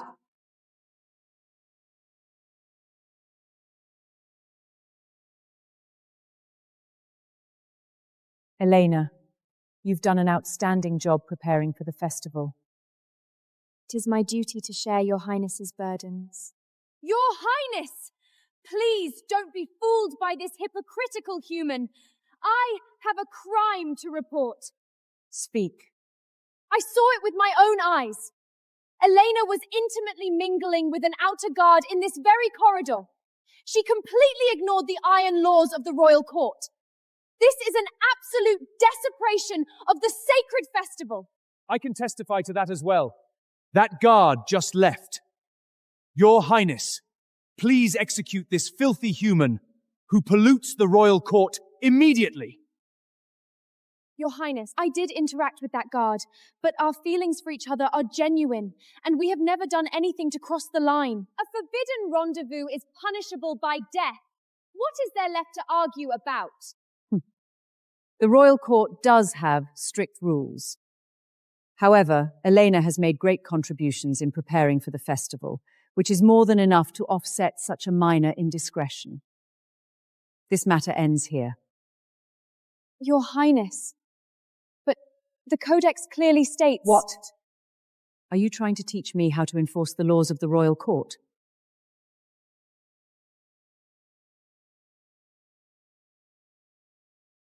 Night fell, and the once-in-a-century Starlight Festival officially began.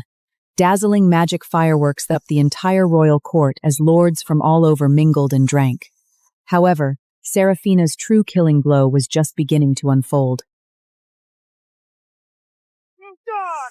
Your Highness, watch out! Assassin! Protect Her Highness!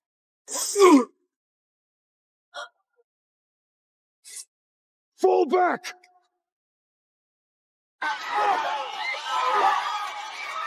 Lock down the entire area! Nobody leaves! It's her, Your Highness! All the sword dancers were personally recruited and bedded by Elena. She's the inside man for the masked assassins! What? Your Highness, she even had a private rendezvous with a suspicious guard earlier today. This is absolutely a premeditated assassination. Seize her. Hand her over to the High Court for a thorough investigation.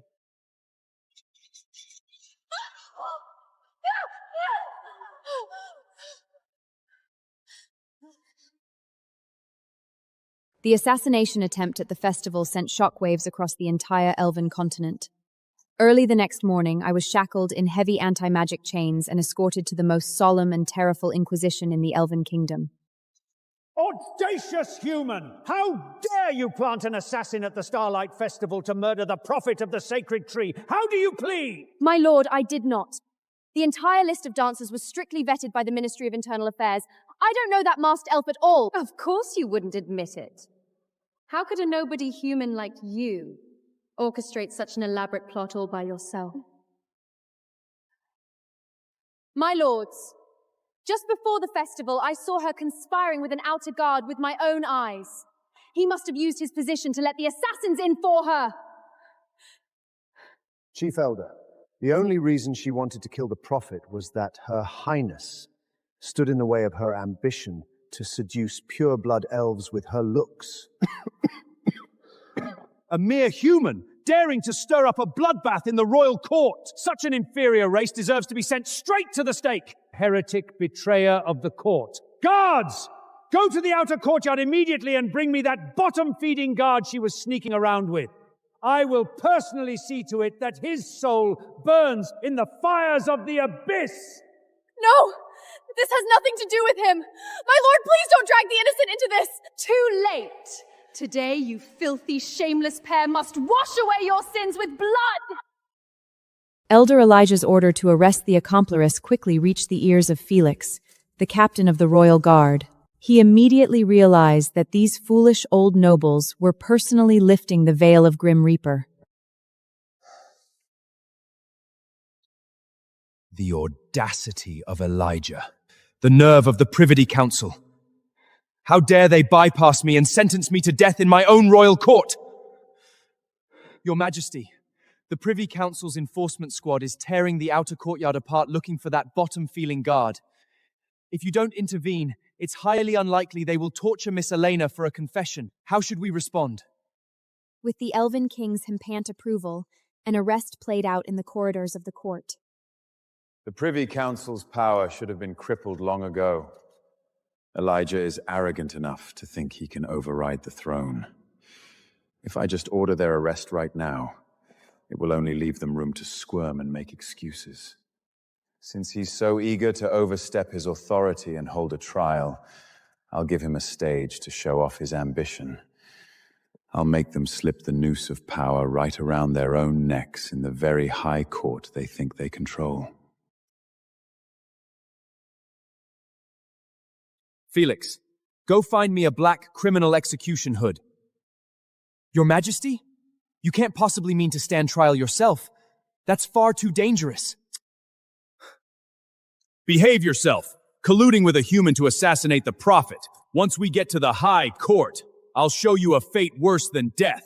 Those two idiotic guards had no idea that they weren't escorting a lamb to the slaughter. They were dragging an enraged, awakening dragon, seizing the chance to purge the royal authority. The heavy doors of the High Court slowly pushed open.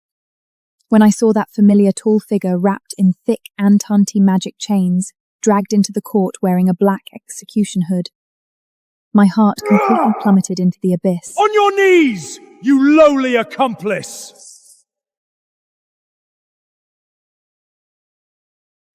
Alistair, I'm so sorry. This is all my fault. Don't be afraid, Elena. As long as I'm here, no one can touch you.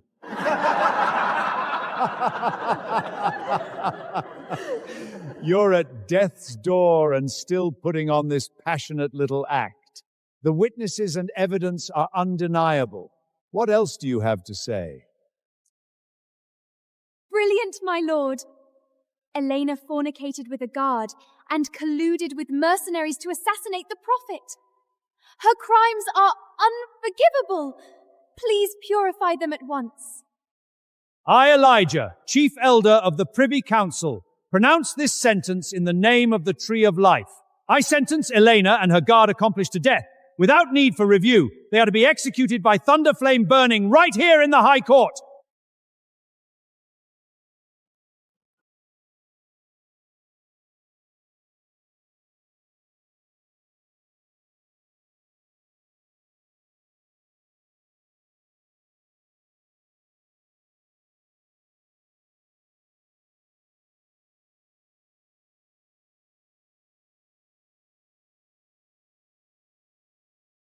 Watching that flaming sword of death swing down, I closed my eyes in despair. But I didn't back down. Instinctively, I threw my fragile body forward, shielding Alistrus with everything I had. Die, you sinner!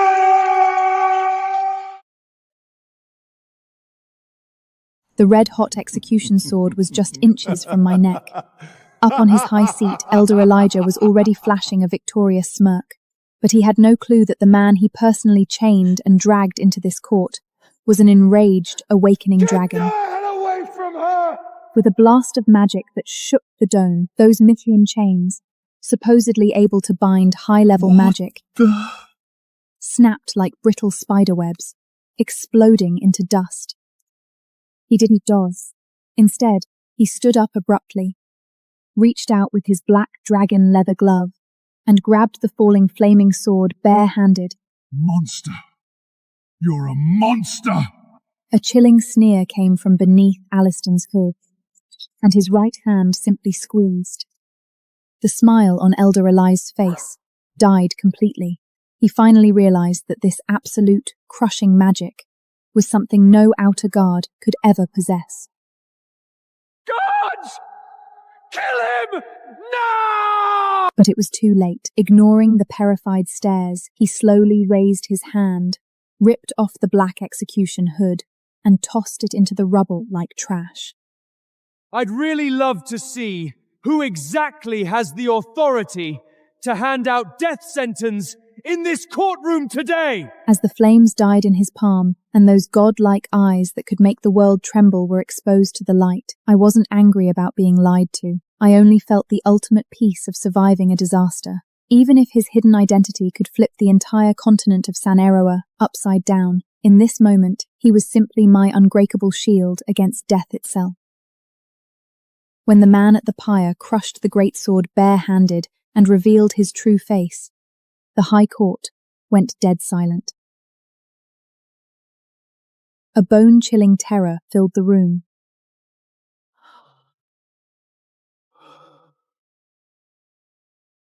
Your Majesty? Impossible. This is impossible! That Volgodon feeding guard I saw Elena sneaking around within the corridor. How could he possibly be His Majesty the Elven King? No! I looked up in shock at the man who had always been so gentle to me. Right now, he radiated a commanding aura that bowed the whole world. My mind went totally blank. Alistair, who are you, really?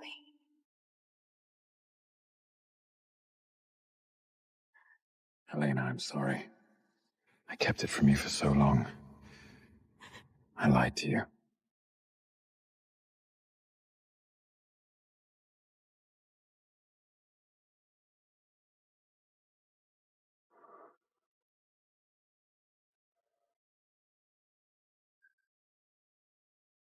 All knights, heed my command. Bow to the supreme throne. Hail to the king. That deafening roar shattered Seraphina's delusions and crushed the arrogance of the old nobles for good. Seeing these high and mighty elites, who held the power of life and death and nearly burned me at the stoke a second ago, grovelling like ants at Alistran's feet, I finally understood what he meant. Protecting your smile is worth more than any crown in the world. Elder Elijah! Is this how you represent the Privy Council, indiscriminately slaughtering the innocent without a second thought? Please forgive me, Your Majesty. I was blinded, but everything I did was for the peace of the Tree of Life. It was Seraphina. Yes, it was that vicious human woman. She was the one who accused Elena of being the inside man for the assassins. She provided all the witnesses and evidence. Have mercy, Your Majesty! I really did see her sneaking around with you in the corridor. I swear I didn't know that guard was you in disguise. Your Majesty, forgive my ignorance. Is that so? Just because you didn't know it was me, you thought you could just fabricate charges and send an innocent life to the stake? Then why don't you explain this to me? Who exactly ordered that assassin, disguised as a dancer, to murder the prophet of the sacred tree at the Starlight Festival? Your Majesty, all the assassin escaped and has yet to be caught. All the case files point directly to the security locusees. Elena was responsible. Still spewing lies! Felix! Here, sire. Bring them in. Let them see what hard, undeniable evidence really looks like. Following Aliston's command, Felix, the captain of the royal guard, along with 2 heavily armored knights, dragged a bloody, shackled masked man into the high court. Brought up alongside him was Marquis Alaric, his shoulder wrapped in bandages. Reporting to your majesty, the Shadowblade squad intercepted this assassin attempting to flee with the money at the borders of the Mist Forest. We also found this bag of purple gold coins on him as a down payment. Have mercy, your majesty! I confess to everything! It was Marquis Alaric and this wicked woman! You're lying! You filthy mercenary! Chief Elder, this is absolutely a despicable frame-up orchestrated by Elena! You heard him, your majesty. This was all a personal vendetta by the Marquise and Serafina. It has absolutely nothing to do with the Privy Council. Please send the Marquis to the executioner's block immediately to appease the wrath of the court.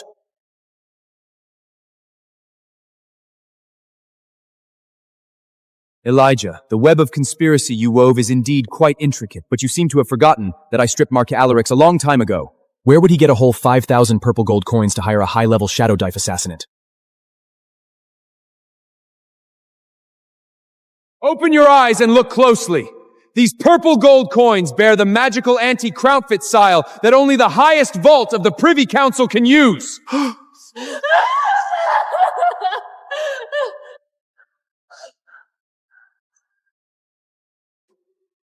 The Marquis was nothing more than your political scapegoat to execute the assassination contract, just to satisfy your pathetic little family grudge. You actually dared to steal purple gold from the royal vault to orchestrate a blasphemy and murder at the sacred Starlight Festival.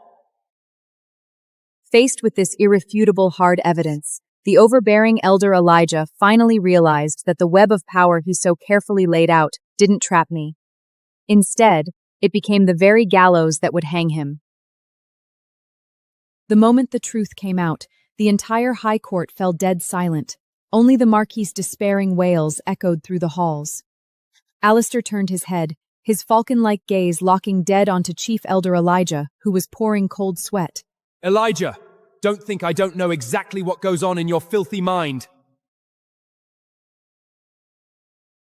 The reason you were so desperate to execute Elena had absolutely nothing to do with the safety of the royal court. He tore off Elijah's final mask. This hypocritical, self-righteous elder only wanted me burned at the stake to avenge his arrogant daughter, Elvira. He used the royal treasury just to frame me over a petty family grudge.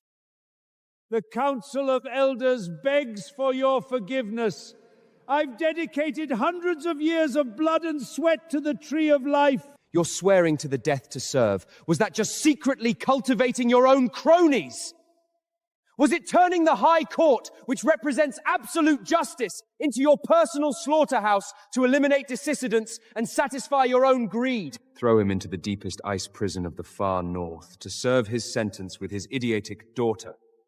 He is never to set foot in the royal court again. Your Majesty, you can't do this to me! I am a pure-blood noble! Your Majesty!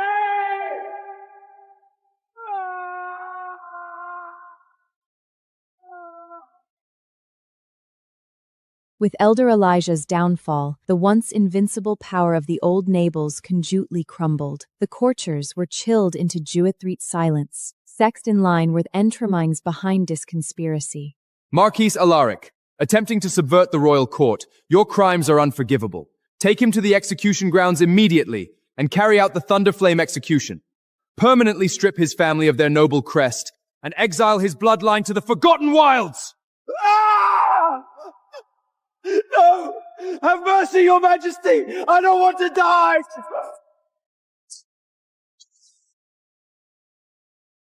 As for you, Serafina, you've resorted to the most wicked means to torment Elena. I should let your soul burn in the abysmal fires for eternity. But Elena begged me to spare your miserable life. I don't need your cheap pity. Elena, I hate you! Why does a magicless, short-lived human like you get all the Ellen King's favor? Why? Seeing her consumed by jealousy right to the bitter end, I didn't feel a single ripple of emotion. I unlocked my shackles and slowly walked up to her. I never ruined you. What pushed you into the abyss was your own endless greed and twisted jealousy. Since she loves lurking in the shadows and plotting against others so much, strip her of her sight, band her with the traitor's shadow curse, exile her to the Forgotten Wilds permanently, let her rot in eternal darkness, bitten by monsters, painfully repenting for her crimes until she dies. No! My eyes! Elena, save me! I admit my guilt! 2 heavy guards dragged a throssing Seraphina into the endless dark. As her desperate screams faded away, all the schemes and sins finally came to an end, and he and I finally saw the dawn we had been waiting for. When all the gloom and rot were swept away, the sacred tree bloomed with dazzling light once more. That day, the entire elven kingdom welcomed its grandest era of coronation. Dressed in a queen's gown woven from moonlight threads and stardust diamonds, I locked fingers with a godlike Alistair. Together, we stepped up the royal stairs that symbolized supreme power. Standing at the peak of power, Alistair wasn't consumed by arrogance. He looked down at the tens of thousands of pure-blood courtiers and lords, delivering a sacred decree that would rewrite the continent's history. From this day forward, I declare in the name of the Elven King, all laws of prejudice and discrimination regarding human bloodlines in the ancient Kodiak are completely abolished. Under the glory of the Tree of Life, regardless lifespan, regardless of noble or low birth, all creations are equal. I, Alistair, swear to the Tree of Life in the name of the Elven King. I am willing to share my long eternity with you. I will not bind you with royal authority, will love and honor you with an equal soul. You will be my sword, my shield, my one and only queen. Will you accept this heavy crown, share life and death with me? I, Elena, with this mortal body, swear to this sacred land. I will break the barriers of race and protect your people as I would protect my own. No matter how the darkness swallows us time may be, I will always be the inexplicable starlight by your side.